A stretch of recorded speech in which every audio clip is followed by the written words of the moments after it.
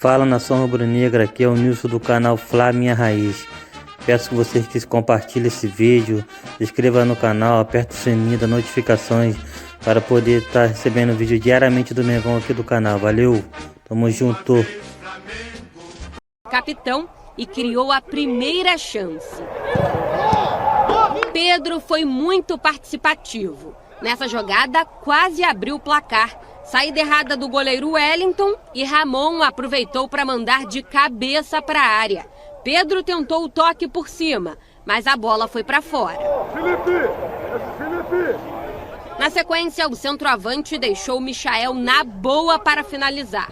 Um toque de primeira, de calcanhar, mas o Wellington pegou. Aliás, o goleiro fez defesas importantes, como nessa cobrança de falta de Vitinho. No lance seguinte, mais uma falta. Vitinho mandou no segundo pau. Léo Pereira disputou com Alisson Cassiano e pediu pênalti pelo puxão na camisa. O árbitro não deu. Depois, o capitão recebeu bom passe de Thiago Maia e chutou para o gol. O Wellington defendeu. No rebote, Mateuzinho arriscou e também parou no goleiro. No segundo tempo, teve polêmica logo aos 2 minutos. Pedro deu uma de garçom para Michael. Ele tocou na saída do goleiro. A bola até chegou a bater na trave, mas entrou. O gol foi anulado por impedimento pelo assistente. Mas e o VAR? Não funcionou. Teve um problema operacional e aí prevaleceu a decisão do campo. A gente lamenta, né? Lamenta que aconteça. É importante que não aconteça. Eu acho que a classificação já estava bem definida, mas de qualquer forma a gente sai prejudicado. O gol valendo só saiu no fim da partida, em jogada que começou com Pedro na insistência. O atacante lançou para Vitinho tocar de cabeça para João Gomes marcar 1-0. O ABC foi em busca do empate de honra com João Marcos. Gabriel Batista defendeu. Mesmo assim, o árbitro tinha marcado impedimento. Ficou nisso, uma vitória sem muito brilho, só que com muito destaque para Pedro e Vitinho. Missão cumprida. Teve um lance ali talvez de pênalti no Léo, o gol do Michael, enfim, mas eu acho que foi um jogo difícil. Né? A equipe adversária veio realmente para vender duro a derrota, né?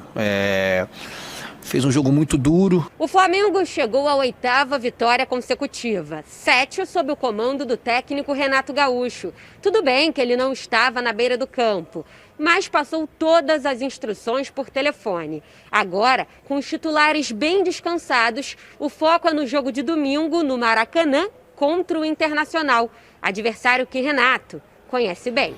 O treinador vai relembrar da rivalidade dos tempos de Rio Grande do Sul e deve levar a campo Diego Alves, Isla, Rodrigo Caio, Gustavo Henrique e Felipe Luiz. No meio, William Arão, Diego, Everton Ribeiro e Arrascaeta. Na frente, a dupla Bruno Henrique e Gabigol.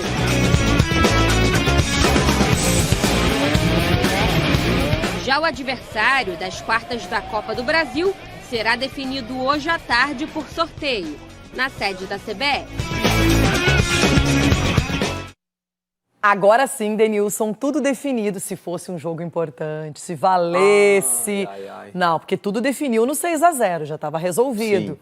Mas o Flamengo reclamaria até o ano que vem. Só que como era uma partida já meio até amistosa, o ABC queria perder de pouco. E o Flamengo queria já acabar essa história de oitavas de final na Copa do Brasil, né? Então, falando nisso, temos a definição das quartas aqui no telão. São 2 paulistas, 2 cariocas também para a gente mostrar. Aqui de São Paulo, Santos e São Paulo seguem na disputa. O Fluminense e o Flamengo do Rio de Janeiro. Aí temos Grêmio, Fortaleza, Atlético Mineiro e Atlético Paranaense.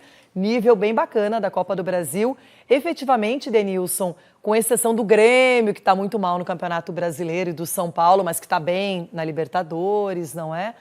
A gente só vê time de Série A, só Série A, não temos nenhuma outra divisão e equipes bem competitivas. Que loucura, né? Você falou ali, quem olha assim os classificados para as quartas de final, E você imaginar que São Paulo e Grêmio vivendo uma situação extremamente constrangedora no Campeonato Brasileiro, a gente não citaria, por exemplo, o Fortaleza, né? Porque o Fortaleza está jogando bom futebol, para quem não tem acompanhado.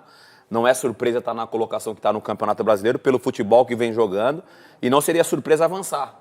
Óbvio que se você pegar todos esses que estão classificados e acompanhando os últimos jogos, o favorito é o Flamengo, porque vem numa batida extremamente positiva, né? Jogando bem, taticamente, tecnicamente, marcando muitos gols. Então, nesse desenho que a gente está mostrando agora dos times classificados, o grande favorito é o Flamengo. Tá, mas tem que lembrar uma coisa que eu acho que é o grande detalhe da Copa do Brasil, é que nós teremos os próximos confrontos também por sorteio. Isso. Então, de repente, por exemplo, mas o Galo tá jogando muito, o Flamengo também. Daqui a pouco no sorteio dá Flamengo e Galo, um exemplo, não é?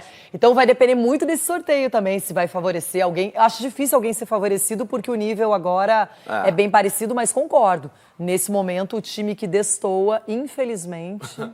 Infelizmente, como torcedora, momentaneamente, e é o Flamengo. E descansaram, né? Não viajaram, descansaram. Pois é, aí que tá. Ontem, vendo o ABC, eu pensei, perdeu só de 1-0, não é? Tá tranquilo. Aí lembrei que era time reserva. Aí lembrei que os caras ficaram a semana inteira no Rio de Janeiro, inclusive o Renato Gaúcho, treinando, descansando, se reabilitando. Tudo isso pensando no Internacional. Aí eu lembrei que no final de semana contra o Corinthians, o Gabigol não fez nenhum gol. Nenhum. A hora vai chegar. Guardou a munição, Denilson. Vamos fazer o seguinte, vamos mostrar a preparação do Inter para esse jogo quase impossível diante do Flamengo. Que desespero chamando Vamos, Mengão! Na tela, então, os números de João Gomes e Vitinho, que se destacaram contra o ABC. Minutos em campo, então, os dois jogaram praticamente a partida inteira. Finalizações para o João Gomes, 2. E aí, finalizações certas, né? 1 para o João Gomes. Claro, o Vitinho, 3 finalizações, 3 certas, 2 chances criadas e 3 duelos vencidos. O João Gomes, então, a finalização certa, 1, né? Fez o gol da partida, chances criadas, 2 e 13 duelos vencidos. A gente... tá falando desses nomes aí, né, Eugênio? E o Vitinho, principalmente, né, que tem sido um nome muito bem aproveitado, que tem aparecido sempre que é chamado aí como... Quem que você coloca como esse 12º jogador, um jogador, assim, de confiança que pode vir do banco de reservas? Eu acho que esses 3 nomes, o Vitinho, o Michael e o Pedro, têm sido mudanças recorrentes no time do Flamengo, né? Tem entrado e são jogadores que a gente sabe que conseguem...